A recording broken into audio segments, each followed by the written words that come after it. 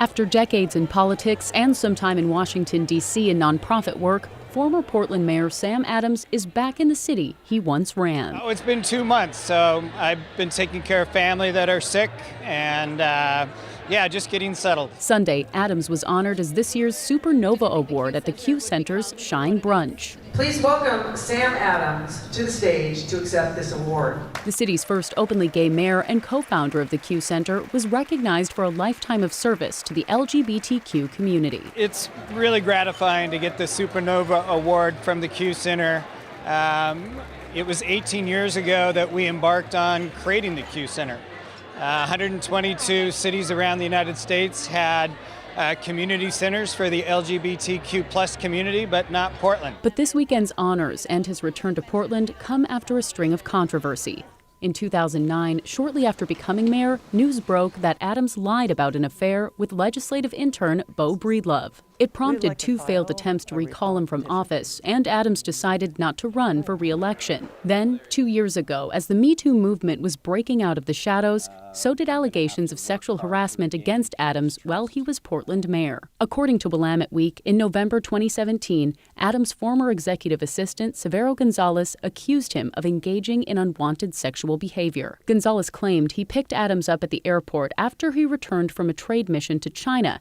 Adams allegedly asked him, quote, "When was the last time you got laid?" When he didn't answer, Adams allegedly said, "Don't be so uptight," as he lightly grabbed at his crotch. However, Willamette Week reports, in fact, emails Adams found show it was Adams' economic development aide, Clay Neal, not Gonzalez, who picked Adams up after his China trip. Gonzalez now says Neal may be correct, telling the paper, "It may be I confused this detail." Willamette Week also reports Gonzalez accused Adams of exposing himself. But earlier this month, he told the paper the exposure came when he'd pick Adams up at his home and the mayor would answer the door in his underwear, or when Adams changed clothes for formal events.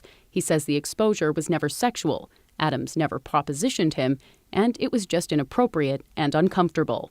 Adams told the paper these allegations have made him virtually unemployable. These unfounded allegations have, been devastating to, my career. Now, back in Portland, he's working to clear his name. The allegation that was core to those claims, the accuser had to backtrack. So, and that's just part of the evidence. So. There'll be more evidence coming out, and it's an opportunity coming back to Portland to present my side of the story.